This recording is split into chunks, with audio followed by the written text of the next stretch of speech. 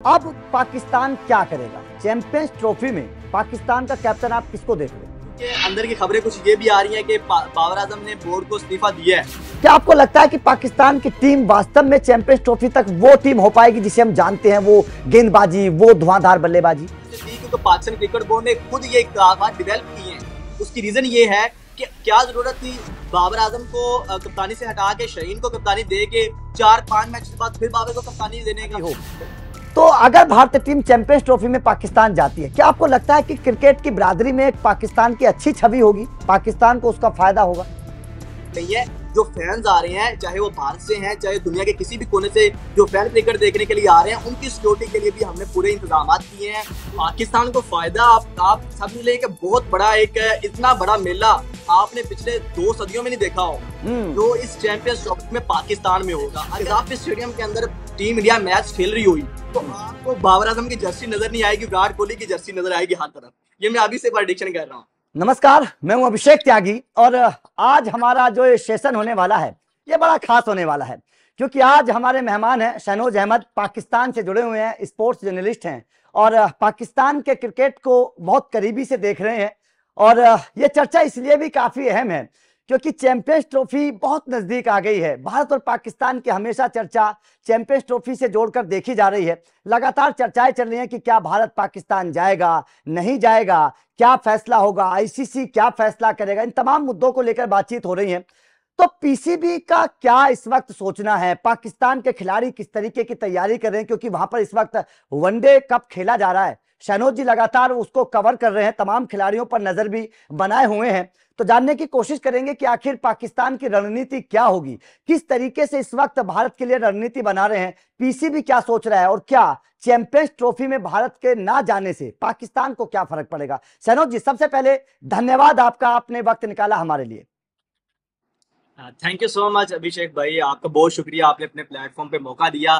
सबसे पहले बात कर लेते हैं चैंपियंस ट्रॉफी के हवाले से। जैसे कि आपको पता है कि बहुत जरूरी है पाकिस्तानी फैंस के लिए भी, इंडियन फैंस के लिए भी, और जितने भी उधर के लोग हैं, इधर के लोग हैं, चाहे आप मीडिया की बात कर लें, क्रिकेट लवर्स की बात कर लें, ऑल ओवर द मतलब वर्ल्ड ये मुकाबले जो हैं वो पाकिस्तान इंडिया के बड़े शौक से देखे जाते हैं। तो इस हवाले से बात की जाए, बहुत से लोगों को क्यूरियोसिटी है कि यार आखिर होने क्या जा रहा है, कि इंडिया टीम आएगी या नहीं आएगी, पाकिस्तान की तैयारियां कहां तक पहुंची हैं, और आईसीसी का जो डेलीगेशन है वो यहाँ पे आया हुआ है। कराची का उन्होंने विजिट कर लिया, पिंडी इस्लामाबाद का विजिट कर लिया, आज लाहौर में अभी विजिट चल रहा है। तो इस हवाले से बहुत से लोग जानना चाहते हैं कि आखिर वहां पे हो क्या रहा है, जो आईसीसी के डेलीगेशन है वो कितना मुतमईन है, पाकिस्तान के अंदर जो तैयारियां चल रही हैं, चाहे आप टीम के हवाले से बात करें, डोमेस्टिक टूर्नामेंट के हवाले से बात करें, खिलाड़ियों की बात करें, उसकी स्टेडियम की रेनोवेशन की बात करें, तो सबसे बड़े इस वक्त जो कंसर्न है पाकिस्तान क्रिकेट बोर्ड के लिए, वो आपकी नजर में 2 होंगे या 3 भी कह सकते हैं। सबसे पहले है ये मुझे लगता है अब सेकंड हो गया है, क्योंकि अब सबसे मेन चीज जो डिस्कस की जा रही है कि वो ये है कि चैंपियंस ट्रॉफी से पहले पहले क्या पाकिस्तान अपने स्टेडियम जो है वो तैयार कर पाएगा या नहीं कर पाएगा। ये अब पूरी दुनिया में, अब भारत के अंदर ये चीजें जो है वो काफी ज्यादा डिस्कस की जा रही है कि आखिर जो है वो जो डेडलाइन है चैंपियंस ट्रॉफी से पहले जो पाकिस्तान क्रिकेट बोर्ड ने दी हुई है, उससे पहले जो तैयारियां हैं वो मुकम्मल हो सकेंगी या नहीं हो सकेंगी। इस हवाले से अब, क्योंकि पहले सबसे ज्यादा चीज डिस्कस की जा रही थी कि भारत की टीम आएगी या नहीं आएगी। एक आपको पता है चला जब श्रीलंका के अंदर नहीं, मैं यहाँ पर स्टेडियम को लेकर एक बार रोकना चाहता हूँ। स्टेडियम को लेकर मैं क्लैरिफाई करना चाहता हूँ आपसे, कब तक हो पाएगा? क्या आपको लगता है चैंपियंस ट्रॉफी से पहले जो 3-4 स्टेडियम में तैयारी चल रही है वो पूरी हो पाएंगी? आपको इस हवाले से बता रहा हूँ क्योंकि मैं स्टेडियम के रिनोवेशन को ये चैंपियंस कप से पहले कर रहा था। मैं कजाफी स्टेडियम की डेली अपडेट दे रहा था, वहां पे जो भी काम हो रहे थे इस हवाले से मैं डेली देख रहा था। मुझे मतलब कि मैं उस उधर जितने भी लोग काम कर रहे हैं, चाहे वर्कर हैं, चाहे जो जितने भी उनके बड़े डायरेक्टर हैं, जो भी वहां पे हेड है, उनके साथ जो मेरी डेडलाइन है वो दिसंबर मिड की है। जी, दिसंबर उन्होंने पूरी बिल्डिंग जो है वो खड़ी करनी है। ओवरऑल देखा जाए तो कराची के अंदर या रावलपिंडी के अंदर इतनी बड़ी लेवल की वहां पे कंस्ट्रक्शन नहीं चल रही। वहां पे रेनोवेशन जो काम है वो हल्के हल्के, जो आप कह ले कि इंक्लोजर्स हैं, उनको ठीक किया जाएगा पिंडी के अंदर। और जहां पे तक कराची की बात रही, वहां पे सामने एक मेन बिल्डिंग है, उसको रेनोवेट किया जा रहा है। वो भी इतनी बड़ी 2-3 महीने का काम है, वो भी पूरी हो जाएगी। सबसे बड़ी बात है कजाफी स्टेडियम की, क्योंकि पता है कि भारत के मैचेस यहाँ पे होने हैं, तो इस हवाले से कजाफी स्टेडियम की रेनोवेशन सबसे ज्यादा अहमियत की हामल है। तो इस वजह से कजाफी स्टेडियम के अंदर मैसिव लेवल की जो आप कह सकते हैं कंस्ट्रक्शन चल रही है, जहां पे आप कहें कि पूरी की पूरी मेन बिल्डिंग गिरा देगी, उसके बाद अब जितने भी इंक्लोजर्स हैं उनको भी गिरा दिया गया है। करीबन 70% इंक्लोजर्स गिरा के उनको बाउंड्री के करीब लेके आ जाएगा, क्योंकि बहुत से लोग कहते थे कि पाकिस्तान के अंदर जो फैंस के लिए स्टेडियम का मैच का व्यू है वो इतना ज्यादा नहीं है, क्योंकि स्टैंड और बाउंड्री के दरमियान बहुत ज्यादा डिफरेंस था। अब पाकिस्तान क्रिकेट बोर्ड ने फैंस को देखते हुए उनका जो व्यू है वो बेहतर करने के लिए जो अपने स्टैंड है वो भी तोड़ दिए। और अगर मेन बिल्डिंग की बात करें, वहां पे बेसमेंट के अंदर जो स्टील है और फिक्सिंग का काम है वो ऑलमोस्ट मुकम्मल कर लिया गया है, कंक्रीट का काम भी शुरू हो गया है, और अब जो है वो आपको कुछ ही दिनों में आगे बिल्डिंग जो है वो बनती हुई नजर आएगी। दिसंबर मिड जो है वो बिल्डिंग को खड़ा करने का टाइम है। और अगर बात की जाए जनवरी की, तो जनवरी का जो मिड है उसके एक मंथ पाकिस्तान क्रिकेट बोर्ड ने पूरा पूरा स्टेडियम रेनोवेट करना है। आप ये नहीं कह सकते कि स्टेडियम तैयार नहीं होगा, आप ये बिल्कुल बहुत बड़ा एक चैलेंज है पाकिस्तान क्रिकेट बोर्ड के लिए, क्योंकि अभी रिसेंटली यहाँ पे बारिशें बहुत ज्यादा हो रही थी, तो बारिशें जब हुई तो बहुत से लोगों ने कहा कि यार ये प्रोजेक्ट मुकम्मल नहीं होगा, क्योंकि लेकिन अब जो है वो दिन रात काम हो रहा है, 24 घंटे काम चल रहा है, एक सेकंड के लिए काम नहीं रुकता। और इसके साथ साथ जब पब्लिक हॉलीडे होती है पाकिस्तान में उस दिन भी काम नहीं रुक रहा। और हर जगह पे, चाहे आप स्टेडियम के अंदर की बात करें, इंक्लोजर्स के अंदर अलग टीमें लगी हुई हैं, बाहर की बात करें बेसमेंट के अंदर अलग टीमें लगी हुई हैं, और हर जगह पे आप कह लें कि उससे स्टेडियम के बाहर एक वाटर टैंक बन रहा है, तो हर तरह से वहां पे अलग अलग टीमें जो हैं वो 24 आवर काम जारी है। आप कह सकते हैं 19-20 जरूर हो सकता है, शायद कुछ थोड़ा सा चीजें रह जाए, लेकिन जो पाकिस्तान क्रिकेट बोर्ड ने एक डेडलाइन बनाई हुई है, मुझे लगता है उस तक जो है वो स्टेडियम तकरीबन मुकम्मल कर लिए जाएंगे। शहनाज भाई, ठीक है, पाकिस्तान तैयारी तो कर रहा है कि भारत आएगा, लाहौर गद्दाफी स्टेडियम में मैच होगा, लेकिन अभी तक तो ये क्लियर ही नहीं है कि भारत जाएगा, तो ये सब तैयारियां तो बेकार है। मैं पहले इंडियन चैनल्स को बहुत ज्यादा फॉलो कर रहा था, जब से वो श्रीलंका के अंदर आईसीसी की मीटिंग हुई तब जी। यही बातें की जा रही थी कि भाई बजट अप्रूव हो गया है, उसके अलावा जो दूसरे कह लें कि न्यूट्रल वेन्यू के लिए भी बजट अप्रूव हो गया है, तो इंडिया टीम नहीं आएगी, ये वो बहुत सी बातें हमने सुनी। लेकिन ये बात आपको भी पता है और मुझे भी पता है कि ना तो हमें पता है और ना किसी और को पता है कि इंडिया टीम पाकिस्तान आएगी या नहीं आएगी, ये फैसला करना है गवर्नमेंट ने, ठीक है। और गवर्नमेंट इस वक्त, पाकिस्तानी गवर्नमेंट या इंडियन गवर्नमेंट की बात करें या बीसीसीआई की बात करें और पाकिस्तान क्रिकेट बोर्ड की बात करें, आपने देखा होगा कि इस दफा पहली दफा ऐसा हुआ है कि दोनों बोर्ड बड़े महतात अंदाज से चल रहे हैं। किसी की तरफ से कोई ऐसी ऊट पटांग स्टेटमेंट सामने नहीं आई, कोई ऐसा बड़े बोल सामने नहीं आए, बड़े चुपचाप एक तरीके के साथ चल रहे हैं। और आपको पता है कि सबसे ज्यादा इंपॉर्टेंट बात यही है कि नवंबर दिसंबर के अंदर जाके जो मीटिंग होनी है वहां पे जाके चीजें जो है वो फाइनलाइज होंगी। आईसीसी की जो नेक्स्ट इंस्पेक्शन जो हो गई, नेक्स्ट जो डेलीगेशन आएगा वो भी नवंबर के अंदर आएगा, तो तब तक पाकिस्तान के स्टेडियम की जो शक्ल है वो भी काफी ज्यादा हद तक क्लियर हो जाएगी।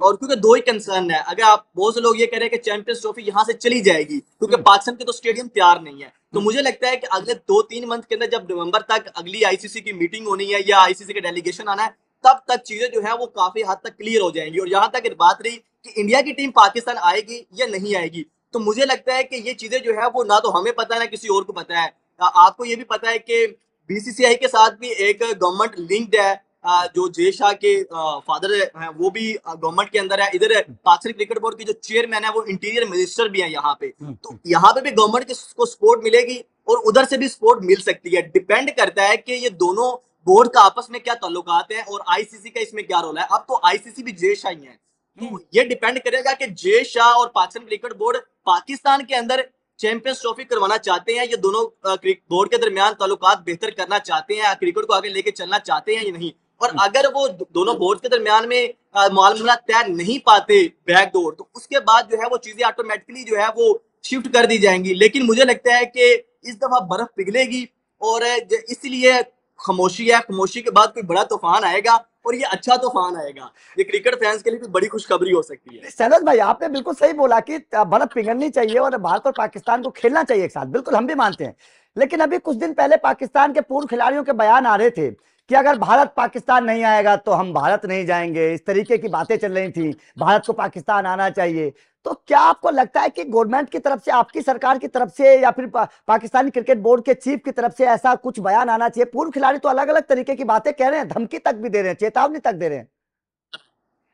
देखिए, पाकिस्तान के अंदर भी और भारत की बात करें या पाकिस्तान की बात करें, दो तरह के लोग हैं। एक वो लोग हैं जो क्रिकेट के पे बात करते हैं, टेक्निकल चीजों के ऊपर बात करते हैं और अच्छे अंदाज से ग्राउंड रियलिटीज पे रह के बात करते हैं, और कुछ लोग ऐसे हैं जो हमेशा कोई मिर्च मसाला ढूंढते हैं। और वहां पे फिर अपनी वो एक शोषा छोड़ देते हैं। तो बहुत से ऐसे आप इंडिया के अंदर भी आप एक्स क्रिकेटर की बात करें, जर्नलिस्ट की बात करें, बड़े अच्छे हैं जो मतलब कि ग्राउंड रियलिटीज पे रह के बात करते हैं। लेकिन बहुत से लोग ऐसे हैं जिनको कोशिश होती है कि बस हमने ना न्यूज में आना है, हमने जो है वो ऑन स्क्रीन रहना है, तो इस वजह से वो इस तरह की बातें करते हैं। लेकिन यहाँ पे आपको पता है कि बहुत से क्रिकेटर्स ने ये बात भी की है कि यार जैसे शोएब मलिक की बात ले ले, उन्होंने कहा कि यार भारत को पाकिस्तान आना चाहिए, यहाँ पे हम बहुत अच्छे मेहमान नवाज हैं। तो इस तरह की बहुत से लोग अच्छी बात भी करते हैं, लेकिन बहुत से लोग ऐसी बात भी करते हैं जो आपको पता है कि हमें लगता है कि अजीब ही बातें कर रहे हैं, तो वो तो आपको भी अजीब लगती हैं। लेकिन आप इस बात की आपको मैं बात बता देता हूँ कि मुझे लगता है कि जो गवर्नमेंट है, क्योंकि अगर बात करें मोहसिन नकवी की, मोहसिन नकवी जो पाकिस्तान क्रिकेट बोर्ड के अब चेयरमैन है, वो कोई आम चेयरमैन नहीं है। उनकी पावर का सबको पता है कि वो इंटीरियर मिनिस्टर भी हैं। आप समझ लें कि वो पूरा का पूरा प्राइम मिनिस्टर है पाकिस्तान के अंदर, उनकी इतनी वर्थ है।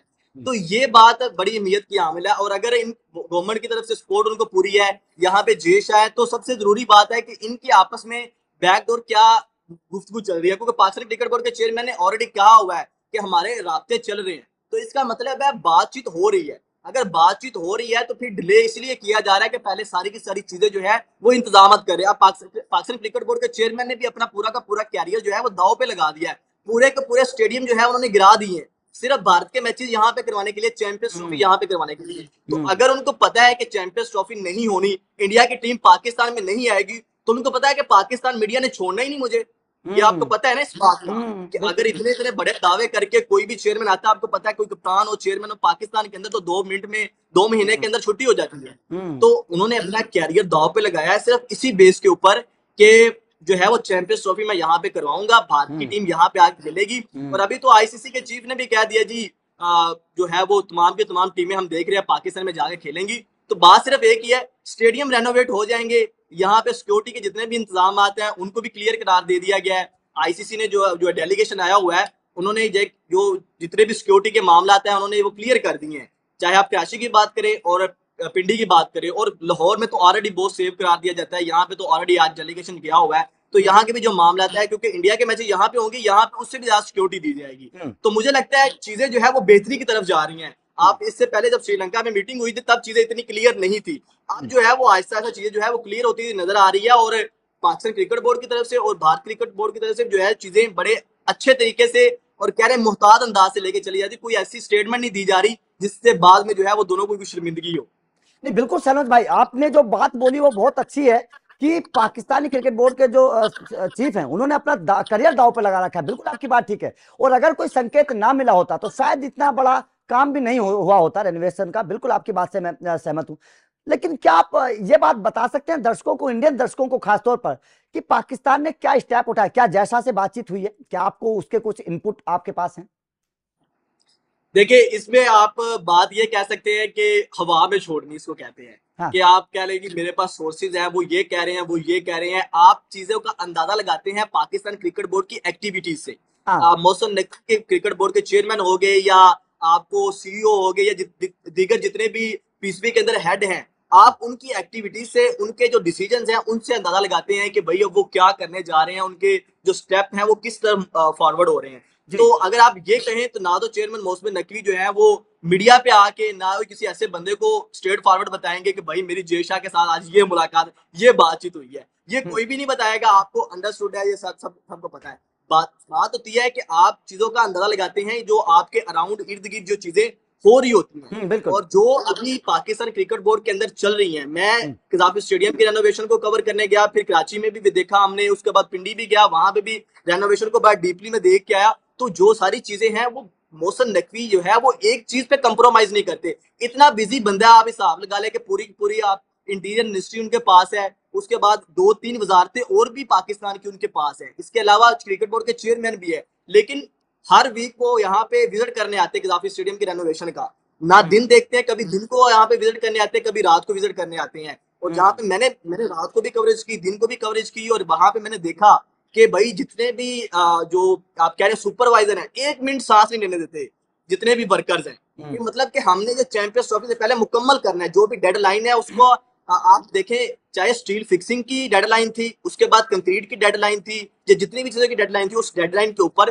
मोहसिन नकवी वहां पे आए हैं। उन्होंने आके देखा है कि डेडलाइन के अंदर काम मुकम्मल हुआ है या नहीं हुआ। फिर बारिशें हो रही थी, उसका बारिशों के अंदर भी काम किया जाए। तो इससे आपको ज्यादा हो सकता है कि यार किसको जरूरत पड़ी है कि यार वो 2-3 महीनों के लिए दिन रात एक करके अपना पूरा कैरियर दांव पे लगा के इतना जो है वो सर दर्द ले। इसके पीछे कुछ चीजें हैं जो हमें नहीं पता और वो हो रही हैं, तो इससे आपको अंदाजा हो जाना चाहिए। तो मुझे लगता है कि चैंपियंस ट्रॉफी पाकिस्तान से तो कहीं नहीं जाएगी। आप देख लें, इंग्लैंड सीरीज की बात कर लें, जब यहाँ पे मुल्तान कराची के अंदर वो टेस्ट को पेंडिंग किया गया कि भाई अब वो किसी और वेन्यू पे शिफ्ट किया जाएगा क्योंकि यहाँ पे रेनोवेशन चल रही है, तो बहुत से लोगों ने कहा कि भाई अब चैंपियंस ट्रॉफी जैसे ये टेस्ट मैच दुबई में चला जाएगा, ऐसे ही जो पाकिस्तान क्रिकेट बोर्ड अगर अपनी सीरीज यहाँ पे नहीं करवा सकता तो चैंपियंस ट्रॉफी कहाँ पे होगी, चैंपियंस ट्रॉफी भी यूए शिफ्ट की जाएगी। लेकिन पाकिस्तान क्रिकेट बोर्ड ने बिल्कुल यहाँ पे कंप्रोमाइज नहीं किया और दोनों टेस्ट मैच मुल्तान के अंदर करवा दिए हैं। दूसरे स्टेडियम के अंदर रेनोवेशन चल रही है क्योंकि चैंपियंस ट्रॉफी पे कंप्रोमाइज नहीं कर रहे और ना ही अपनी क्रिकेट यूए में लेके जा रहे हैं। तो ये बड़ी खास बात है कि मैनेज कर रहे हैं हर हवाले से,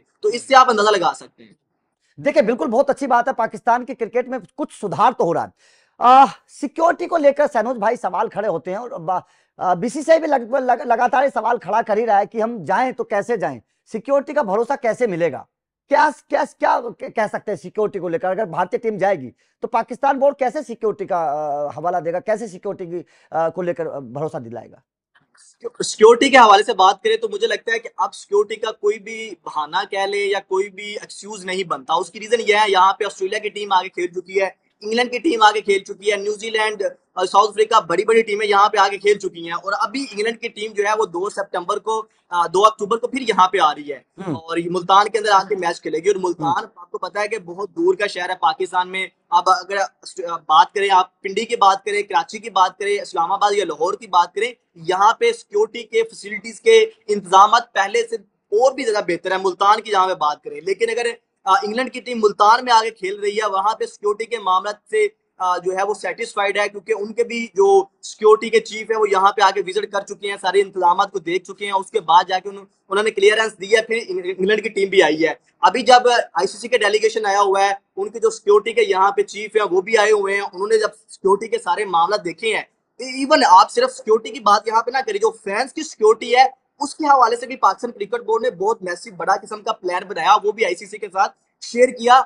उसमें भी जो है वो पाकिस्तान क्रिकेट बोर्ड को क्लियरेंस मिली कि यार सिर्फ हमारे लिए टीमें इंपॉर्टेंट नहीं है, जो फैंस आ रहे हैं चाहे वो भारत से हैं चाहे दुनिया के किसी भी कोने से जो फैन क्रिकेट देखने के लिए आ रहे हैं, उनकी सिक्योरिटी के लिए भी हमने पूरे इंतजाम किए हैं, उनकी होटलिंग के, उनके जितने भी मामला थे सारी चीजें जो है उन्होंने देखी है। इसके अलावा फिर अगर इंडियन टीम की बात करें, जैसे आपने सिक्योरिटी के हवाले से बात की, तो पाकिस्तान क्रिकेट बोर्ड ने सारा प्लान शेयर किया है जिसके अंदर स्टेडियम के सिर्फ सिक्योरिटी नहीं है, जहां पे ट्रेनिंग सेशन होने हैं, जहां पे होटल है, तो उनका जो डिफरेंस है और टीम इंडिया को कौन सा जो है वो ट्रेनिंग सेशन के लिए प्रैक्टिस के लिए ग्राउंड दिए जाएंगे, जैसे कदाफी स्टेडियम के बिल्कुल साथ मौजूद है एलसीसी ग्राउंड जहां पे इंडियन टीम जो है वो प्रैक्टिस की जाएगी। उसके बाद पिंडी स्टेडियम की बात करें तो वहां पे इस्लामाबाद क्लब का स्टेडियम है जहां पे प्रैक्टिस और ग्राउंड जो मौजूद हैं। तो ये सारी चीजें पाकिस्तान क्रिकेट बोर्ड ने आज जो है वो उनके साथ डिस्कस की हैं कि ये हमारे ग्राउंड है, ये हमारे प्रैक्टिस ग्राउंड है, यहाँ पे प्रैक्टिस होगी, ये हमारा होटल है, यहाँ से टीमें यहाँ से आएंगी, इस तरह से जाएंगी और फैंस के लिए ये रास्ते इस्तेमाल किए जाएंगे और टीम इंडिया के लिए, ये दूसरी टीमों के लिए ये रास्ते इस्तेमाल किए जाएंगे, ये होटल है। तो सारी चीजें जो है वो उनके साथ पूरा का पूरा प्लान शेयर किया गया है और साथ में ये भी कहा गया है कि अब आप जल्दी से जो है वो हमें जो है वो स्केजुअल जो है वो अप्रूव कर दें, स्केजुअल जो है वो पब्लिक कर दें, ताकि जो है वो हमें भी पता चले कि हमने किस तरह से चीजें जो है वो फिर फैंस के जो वीजा का प्रोसेस है, जर्नलिस्ट के वीजा के प्रोसेस है, उसके अलावा जितने भी दूसरी इंतजाम है वो सारी देखनी है। तो चीजें जो है वो बेहतरी की तरफ जा रही है क्योंकि प्रेस रिलीज पाकिस्तान की जो आई है ना अभी 2 दिन पहले, जिसमें जब कराची का विजिट हुआ, फिर पिंडी का विजिट हुआ, उसके बाद प्रेस रिलीज आई, उसके अंदर ऑफिशियल ये लाइन लिखी हुई है कि आईसीसी के जो डेलीगेशन है उसके पाकिस्तान की जो सिक्योरिटी है उसको इत्मीनान बख्श करार दे दिया है, मतलब सेटिस्फाइड हो गए हैं, उन्होंने क्लियर कर दिया है। आज लाहौर के अंदर है, तो अगर आईसीसी ने, अब आईसीसी की भी रिपोर्ट आएगी, पाकिस्तान क्रिकेट बोर्ड ने आईसीसी से बातचीत करके उनको प्रेस रिलीज दिखा गई, प्रेस रिलीज बनाई होगी ना कि हम ये जुमले इसमें शामिल कर रहे हैं कि भाई हमारी सिक्योरिटी से आईसीसी जो है वो मुतमईन है। बिल्कुल बिल्कुल, देखिए चलो उम्मीद करते हैं कि सब कुछ बेहतर हो। शहनाज भाई, अगर भारतीय टीम, क्योंकि ये माना जा रहा है क्रिकेट में कि अगर भारतीय टीम पाकिस्तान जाती है, क्योंकि बहुत लंबा वक्त हो चुका है और पाकिस्तान के दर्शक भी इंशाल्लाह ये चाहते हैं कि भारतीय टीम पाकिस्तान आए और वहां पर वो क्रिकेट की बहाली हो, तो अगर भारतीय टीम चैंपियंस ट्रॉफी में पाकिस्तान जाती है, क्या आपको लगता है कि क्रिकेट की बिरादरी में एक पाकिस्तान की अच्छी छवि होगी, पाकिस्तान को उसका फायदा होगा? पाकिस्तान को फायदा आप समझ लें कि बहुत बड़ा एक इतना बड़ा मेला आपने पिछले 2 सदियों में नहीं देखा होगा जो इस चैंपियंस ट्रॉफी में पाकिस्तान में होगा। अगर आप यहाँ पे फैसलाबाद में देखें कि यहाँ पे एक डोमेस्टिक टूर्नामेंट हो रहा है, पाकिस्तान टीम की परफॉर्मेंस भी काफी खराब चल रही है, लेकिन जिस तरह से मैसिव क्राउड यहाँ पे आया है उसके बाद आप क्रेज देख सकते हैं कि पाकिस्तानी फैंस के अंदर किस तरह का क्रेज है। और जब भारतीय टीम यहाँ पे आएगी तो आप अंदाजा नहीं लगा सकते कि यहाँ पे एक मेले का समा होगा। क्योंकि मैं समझता हूँ कि बाबर आजम से ज्यादा यहाँ पे विराट कोहली के फैन है, यहाँ पे रोहित शर्मा के फैन है, जसप्रीत बुमराह के फैन है। तो ये बात तो आपको अंडरस्टूड है कि जब टीम इंडिया पाकिस्तान में लैंड करेगी, आपने पाकिस्तान टीम का जो वेलकम है वो देखा होगा जब पाकिस्तान टीम इंडिया में आई थी हैदराबाद के अंदर, आपको वो एयरपोर्ट के मनाजर याद होंगे। तो मुझे लगता है कि यहाँ पे जब इंडिया टीम आएगी तो उससे कोई 1000 गुना ज्यादा आपको क्राउड यहाँ पे नजर आएगा, क्योंकि एक्सपेक्ट नहीं किया था किसी ने और उसका रोला इतना कोई नहीं था। सबको पता था कि यार पाकिस्तान टीम इंडिया जाएगी और पाकिस्तान पहले भी जाता रहा, तो जितना मर्जी मना कर ले पाकिस्तान टीम ने एंड पे चले जाना है। लेकिन अब यहाँ पे एक्साइटमेंट बहुत ज्यादा लोगों को कि टीम इंडिया आएगी या नहीं आएगी, और जब ये फैसला हो गया कि टीम इंडिया आएगी उस दिन से यहाँ पे मेले की तैयारियां शुरू हो जाएंगी। क्योंकि क्रिकेट फैन जितने भी हैं वो बहुत ज्यादा विराट कोहली को अपने स्टेडियम में देखना चाहते हैं। आप अंदाजा नहीं लगा सकते हैं, मैं आपको यहाँ पे अभी बता रहा हूँ कि अगर कजाफी स्टेडियम के अंदर टीम इंडिया मैच खेल रही हुई तो आपको बाबर आजम की जर्सी नजर नहीं आएगी, विराट कोहली की जर्सी नजर आएगी हर तरफ। ये मैं अभी से प्रेडिक्शन कर रहा हूँ। तो मुझे लगता है कि अगर यहाँ पे आएगी तो एक बड़ा खूबसूरत मंजर होगा और क्रिकेट के लिए बड़ी जबरदस्त एक ये बात होगी। इससे जो है वो क्रिकेट थोड़ी सी और ऊपर जाएगी। अगर पाकिस्तान इंडिया के मैचेस निकाल दे तो एशिया की क्रिकेट खत्म हो जाती है। अभी आप देख लें वर्ल्ड कप के अंदर पाकिस्तान टीम बाहर हुई थी, तो हमारे जितने भी आपके जर्नलिस्ट जो वहां पे कवर कर रहे थे, मेरी सबसे बात हो रही थी, चाहे बात के जर्नलिस्ट हो, वो कह रहे थे मजा नहीं आ रहा, चाहे हम वर्ल्ड कप जीत रहे हैं, चाहे हम फाइनल में चले गए, लेकिन हमें बिल्कुल मजा नहीं आ रहा। पाकिस्तान टीम होती तो चले हमें भी कोई बातचीत करने, मतलब अब बातचीत की बात कर ले दोनों मुल्कों के दरमियान, जैसे अभी हम बात कर रहे हैं, हम आपस में कम्युनिकेट कर रहे हैं, तो उसमें एक लिंक क्या है, Pakistan India cricket champions trophy, Pakistan India का मैच, अगर वो दरमियान में से निकल जाएगा तो हमारी बातचीत भी कम हो जाएगी। बिल्कुल, तो यही बात है कि जब इंडिया यहाँ पे आएगी तो बातचीत होगी, दोनों मुल्कों के दरमियान ताल्लुकात बेहतर होंगे, क्रिकेट ऊपर जाएगी और फैंस के लिए ये एक बड़ा खूबसूरत मंजर होगा। तो होना चाहिए मुझे लगता है। बिल्कुल, देखिए उम्मीद करेंगे, आपने तो मेरा भी रोमांच बढ़ा दिया है कि अगर भारतीय टीम जाएगी तो वास्तव में देखने वाला नजारा होगा। बिल्कुल सरोज भाई आपके यहाँ पे वनडे कप चल रहा है, आप तैयारी कर रहे हैं क्योंकि आपका अपना घर है पाकिस्तान में, वनडे कप खेला जाएगा और पाकिस्तान चाहेगा कि जो T20 का दाग लगा हुआ है अमेरिका से हारने का वो धुल जाए और पाकिस्तान बेहतर परफॉर्मेंस करे। पाकिस्तान के फैंस भी ये चाहते हैं, टीम भी ये चाहती है, उसी के मद्देनजर ये खेला भी जा रहा है। क्या आपको लगता है कि पाकिस्तान की टीम वास्तव में चैंपियंस ट्रॉफी तक वो टीम हो पाएगी जिसे हम जानते हैं, वो गेंदबाजी, वो धुआंधार बल्लेबाजी? देखिए डिपेंड करता है कि आगे आने वाले जो मैचेस हैं, जो आगे आने वाले टूर्नामेंट है, उसके अंदर पाकिस्तान डिसीजन कैसे लेता है और अपने जो प्लेयर्स हैं उनकी फिटनेस को कैसे मैनेज करता है। क्योंकि मैंने अभी चैंपियंस कप के अंदर जो मेन चीज देखी है, आप यहाँ पे स्किल्स की बात कर लें, आपको पता है बाबर आजम की स्किल्स पहले कैसी थी, अब कैसी है, शहीन शाह अफरीदी पहले कैसे थे, अब कैसे है, नसीम शाह, जितने भी क्रिकेटर की बात करें अब यहीं पे खेल रहे थे। चाहे 2-3 लड़के आपको हर टीम में हर इवेंट के अंदर नए आते हैं, लेकिन आपके मेन कैरेक्टर तो यही है। बाबर की बात कर ले, रिजवान की बात कर ले, शहीन की बात कर ले या नसीम शाह, जितने भी हैं, अगर ये आपके मेन कैरेक्टर परफॉर्म नहीं करेंगे तो आपकी फिर टीम यूएसए छोड़ के जिम्बाब्वे हर छोटी टीम से हार सकती है। तो वर्ल्ड कप के अंदर भी यही हुआ कि आपके जो मेन क्रिकेटर्स थे इन्होंने परफॉर्म नहीं किया। क्यों? उसके बहुत सी रीजन हो सकती हैं, चाहे आप कप्तानी के लालच की बात कर लें, टीम ग्रुपिंग की बात कर लें, चाहे आप फिटनेस इश्यूज की बात कर लें, ये सारी चीजें हैं। लेकिन पाकिस्तान क्रिकेटर्स की स्किल लेवल जिस तरह से गिरी है यूएसए के अगेंस्ट, आयरलैंड छोटी टीमों के अगेंस्ट, तो वो बहुत बड़ा एक आप कह लें कि शॉकिंग था सारी साहब के लिए। इंडिया के अंदर बहुत से एक्स क्रिकेटर्स ने बात की कि यार पाकिस्तान क्रिकेट इतनी ज्यादा नीचे क्यों गिर गई है।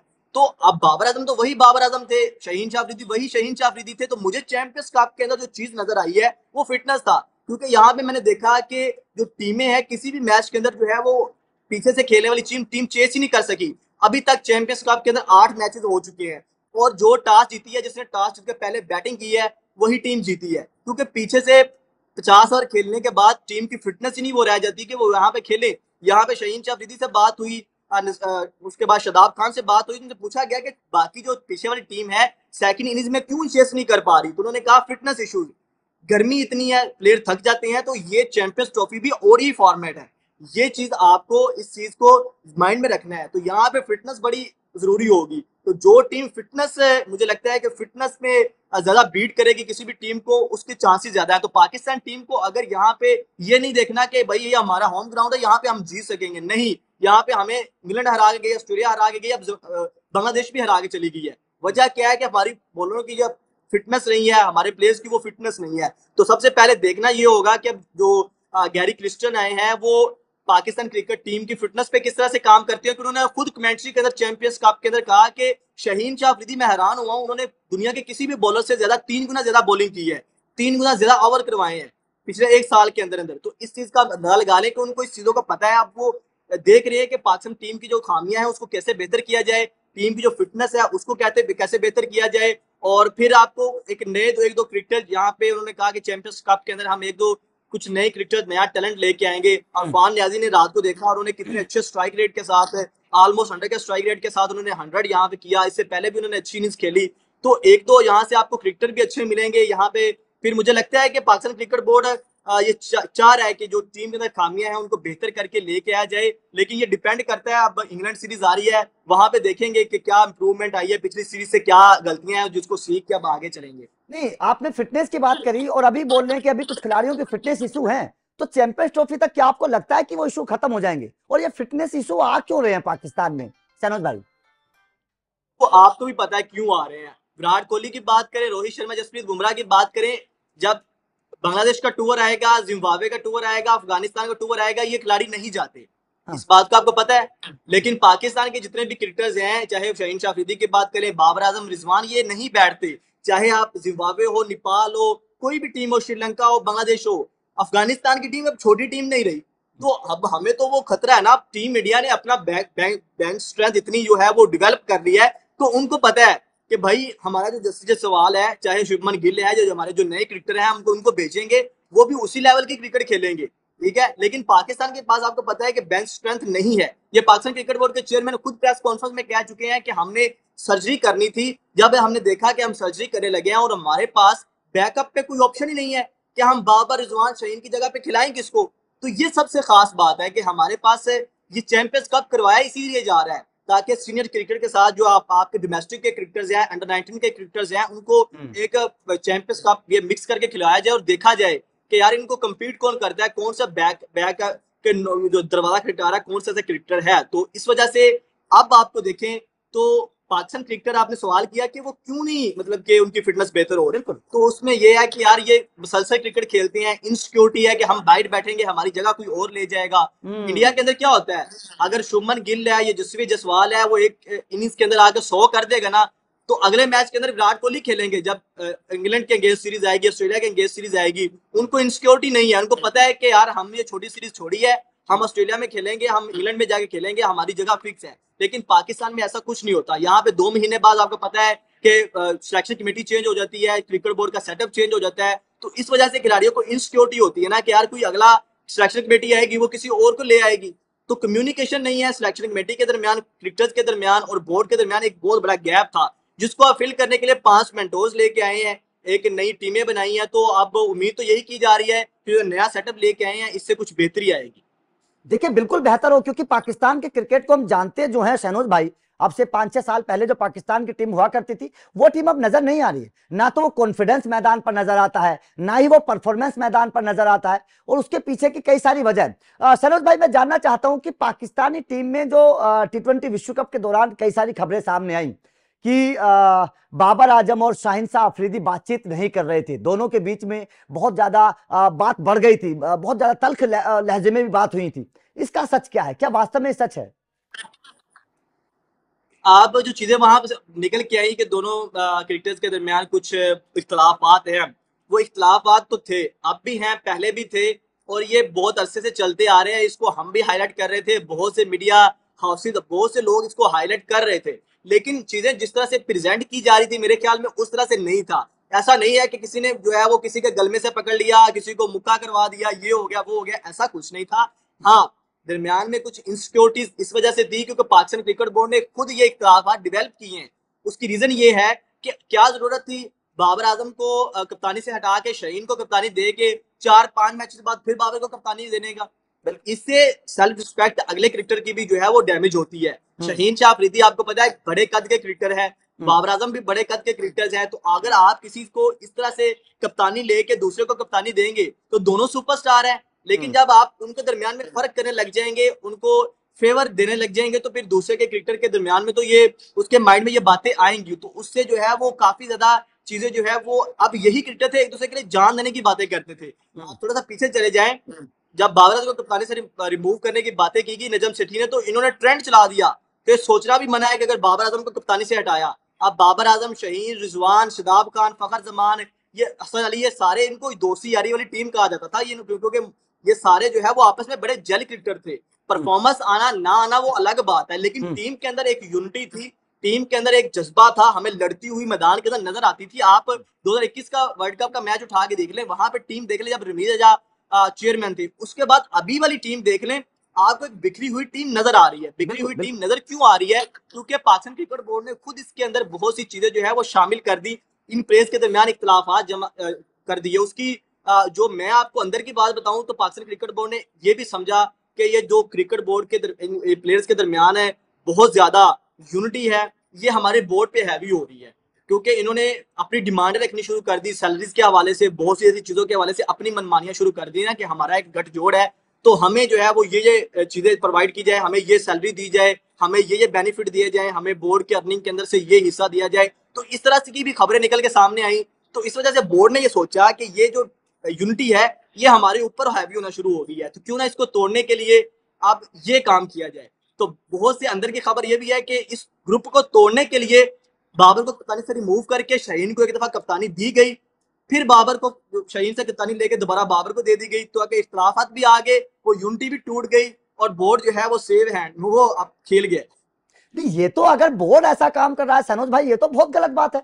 आप अपनी टीम को ही तोड़ने की कोशिश कर रहे हैं। यही तो हम कहते हैं, यही तो कहते हैं कि बीसीसीआई और पीएसबी के अंदर ये डिफरेंस है। बाबर आजम यहाँ पे भारत के अंदर वर्ल्ड कप का मैच खेल रहे थे और पाकिस्तान क्रिकेट बोर्ड के चेयरमैन ने प्रेस रिलीज जारी कर दी कि भाई अगर बाबर आजम ये वर्ल्ड कप ना जीत सके या फाइनल तक टीम ना गई तो बाबर आजम की कप्तानी चली जाएगी। तो यहाँ पे कहीं भी किसी भी मुल्क के अंदर ऐसा होता है कि जब आपकी टीम ड्यूरिंग वर्ल्ड कप, जब आपकी टीम वर्ल्ड कप खेल रही है और फिर भारत के अंदर वर्ल्ड कप खेल रही है जहां पे प्रेशर ज्यादा होता है, मीडिया का नजरें ज्यादा होती हैं, बहुत सी चीजें होती हैं, वहां पे अगर आप पाकिस्तान क्रिकेट बोर्ड का चेयरमैन खुद press release, official press release आ जाए कि भाई बाबर आजम की कप्तानी चली जाएगी अगर वो वर्ल्ड कप ना जीत सके, तो आप ये देखें कि ये कोई प्रोफेशनल चीज है नहीं है। तो जब बोर्ड के अंदर जो कुछ लोग ऐसे बैठे हुए हैं बोर्ड के अंदर जिनके अंदर प्रोफेशनलिज्म नहीं है, जिसकी वजह से ये चीजें जो है वो निकल के सामने आई, और उनको गाइड करने वाले, मतलब चेयरमैन साहब को गाइड करने वाले पीछे से कुछ ऐसे लोग हैं बोर्ड के अंदर जो मतलब उनको गलत गाइड करते हैं, जिससे जो है वो क्रिकेट काफी ज्यादा तबाह हुई है। तो आप इससे देख लें कि यही चीजें होंगी जब बोर्ड खुद इस तरह के फैसले लेगा, अनप्रोफेशनलिज्म होगी, तो फिर ये चीजें फिर ऐसी निकल के सामने आएंगी। सनोज भाई, बोर्ड के अंदर तो आदमी वो अभी भी हैं, अब कहाँ चले गए हैं? तो सवाल तो यही है ना कि बोर्ड के अंदर तो वो आदमी अभी भी है ना, अभी भी पाकिस्तान की टीम में वो फैसले लिए ही नहीं जाएंगे, टूट तो अभी भी होगी, यूनिटी तो अभी भी नहीं बनने देंगे बोर्ड वाले, क्योंकि उनको तो पता है, डर है कि अगर ये फिर एक हो गए तो फिर अपनी मांग रखेंगे। तो इसका सोल्यूशन क्या है? नहीं नहीं, अब तो काफी चीजें जो है वो बदल गई हैं। आपको पता है कि अब जो है वो पाकिस्तान क्रिकेट बोर्ड के अंदर चेयरमैन बदल चुके हैं, तब चेयरमैन कोई और थे, अब चेयरमैन कोई और है। इसके अलावा अगर बात करें तो एडवाइजर कोई और आ गए हैं, आप सिलेक्शन कमेटी चेंज कर दी गई, वहाब रियाज थे, अब्दुल रजाक थे, उनको निकाल दिया गया। सिलेक्शन कमेटी के अंदर भी काफी ज्यादा तब्दीलियां की गई, फिर 5 मेंटोर्स अब आ गए हैं, एक नया सेटअप लेके आए हैं। 150 क्रिकेटर्स के उन्होंने कहा हमने बैकअप तैयार करना है, 5 टीमें तैयार की हैं, उनको एक एक मेंटोर दिया है। मेंटोर के साथ साथ नीचे पूरा का पूरा एक स्पोर्टिंग स्टाफ है जिसके अंदर कोचेज हैं हर तरह के, मतलब एक पूरी फ्रेंचाइज बना दी है, मिनी पीएसएल कह दे। लेकिन इसके अंदर डिफरेंस क्या है पीएसएल से, कि इसके अंदर T20 क्रिकेट भी होगी, ओडीआई क्रिकेट भी होगी, टेस्ट भी होगी। तो इसमें वो 5 मेंटोर जो है वो अब डोमेस्टिक के ऊपर काम करेंगे, जहां पे सबसे ज्यादा जरूरत थी, क्योंकि आप इंडिया को क्यों ऊपर जा रहे हैं, उन्होंने अपने डोमेस्टिक के ऊपर बड़े बड़े क्रिकेटर लगाए। आप राहुल द्रविड़ की बात कर लें तो उन्होंने सब अपना कैरियर शुरू कहां से किया, नीचे से।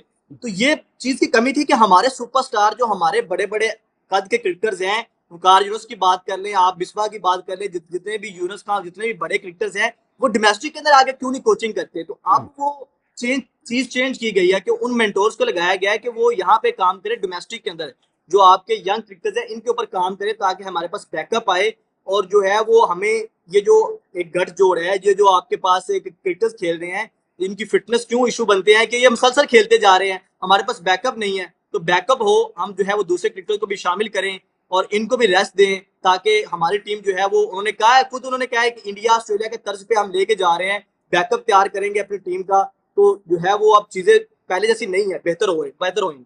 सनोज भाई, क्या आपको लगता है कि पाकिस्तान के पुराने खिलाड़ी, क्योंकि वहाब रियाज का आपने जिक्र किया, आपने मिसबाह का जिक्र किया, यूनुस का जिक्र किया, क्या आपको लगता है पुराने खिलाड़ियों का दखल है सिलेक्शन में पाकिस्तानी क्रिकेट बोर्ड में, और उसके वजह से ये सब चीजें होती हैं? दखल आप इस सेंस में नहीं कह सकते, ये कहीं ना किसी दौर में किसी न किसी चेयरमैन के अंडर या सिलेक्शन कमेटी में, कोचिंग स्टाफ में किसी न किसी जगह पे हिस्सा रह चुके हैं। आप वकार यूनुस की बात कर लें, इससे पहले भी वो पाकिस्तान के हेड कोच रह चुके हैं, बॉलिंग कोच रह चुके हैं। आप बिस्वा की बात करें, वो आप पाकिस्तान के हेड कोच रह चुके हैं। अब वहाब रियाज की बात करें तो पूरा का पूरा बोर्ड ही चलाते रहे हैं वो शुरू शुरू में, ठीक है। वो डायरेक्टर भी थे, उसके बाद मोहम्मद हफीज आए, फिर वो सिलेक्शन कमेटी में आ गए।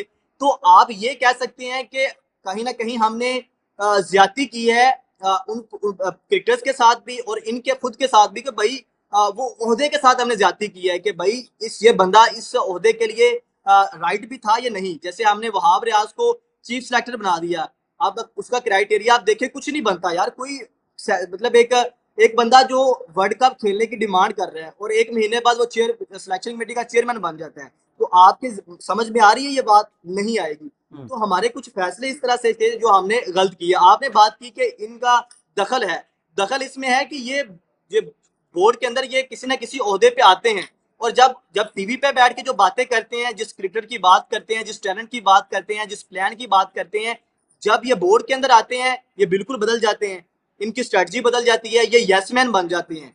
जब आप यसमैन बनोगे तब जो है वो फिर बोर्ड जो कहेगा, फिर जो बड़े कहेंगे वही होगा। आप टैलेंट को नहीं देखेंगे, आप जरूरत को नहीं देखेंगे, आप फिर वो यही करेंगे जैसे पाकिस्तान ने कहा वर्ल्ड कप के अंदर इमाद वसीम को वापस ले आए, चले हुए कारतूस वापस ले आए, मुर्दे उखाड़ के ले आए। हमने क्या किया, मोहम्मद आमिर को वापस ले आए। नो डाउट मोहम्मद आमिर बहुत बड़े क्रिकेटर थे, बहुत बड़े बॉलर थे, लेकिन आप ये समझें कि अगर आप मोहम्मद आमिर को, जो क्रिकेटर नहीं खेल रहा, जो पूरा साल एक बच्चे ने मेहनत की है, अगर आप वो सारा साल उसकी जगह बनती थी, आप वर्ल्ड कप के टाइम पे एक पुराने क्रिकेटर को ले आएंगे तो उसके साथ तो ज्यादती होगी ना। वो पूरा साल क्रिकेट किसके लिए खेल रहा है? उसका भी जो ड्रीम है ना कि मैं मेहनत करूं, मैं आगे जाके पाकिस्तान टीम के लिए वर्ल्ड कप खेलूं। तो जब आपका बैकअप कैसे तैयार होगा कि जब बड़ा स्टेज आना है तो आपने सीनियर क्रिकेटर्स को ले आना है, जिन्होंने मेहनत की है उनको आपने पीछे कर देना है, तो फिर आप बताएं ना कि आपके पास बैकअप कैसे तैयार होगा। तो ये कुछ गलतियां थी जो पिछले जो सिलेक्शन कमेटी थी या बोर्ड के कुछ अहदेदारान थे, चाहे आप बात कर लें, आप कोचेस की बात कर लें, सिलेक्शन कमेटी की बात कर लें, उन्होंने कुछ गलतियां की हैं। वो अब टीवी पे बैठ के कुछ और बातें करते हैं, जब बोर्ड के अंदर आते हैं तो कुछ और बातें करते हैं। तो ऐसे नहीं होना चाहिए। मुझे लगता है कि जो आप अपने मतलब कि आप बात कर लेना, आप राहुल द्रविड़ की बात कर लें, या आप अभी जो टीम इंडिया के कोच हैं गंभीर की बात कर लें, तो वही वो कहते हैं कि मैंने ये कह दिया तो मुझे यही चाहिए, अगर ये मुझे नहीं मिलेगा तो मैं ये अपने ओहदे से पीछे हट रहा हूँ। तो ये चीज होनी चाहिए। तो पाकिस्तान के अंदर ये नहीं थी, तो इस वजह से चीजें जो है वो आपको पता है खराब ही होती गई। चलिए इंशाल्लाह सब कुछ बेहतर हो। अब पाकिस्तान क्या करेगा चैंपियंस ट्रॉफी में? पाकिस्तान का कैप्टन आप किसको देख रहे हैं? चैंपियंस ट्रॉफी में कैप्टन, ये आपने बहुत बड़ा सवाल कर दिया है, बड़ा इंटरेस्टिंग सवाल है, और इसमें हवाले से बहुत सी चीजें चल रही हैं। मैं आपको ये बता दूं कि अगर आप पाकिस्तान टीम का कोई कप्तान बनेगा तो, क्योंकि अंदर की खबरें कुछ ये भी आ रही हैं कि बाबर आजम ने बोर्ड को इस्तीफा दिया है कि भाई मैं अब पीछे हट गया हूँ, मैंने नहीं करनी मैं कप्तानी, लेकिन बोर्ड अभी ने उन्होंने वो एक्सेप्ट नहीं किया। लेकिन अब चीजें जो है वो इसके बाद देखते हैं।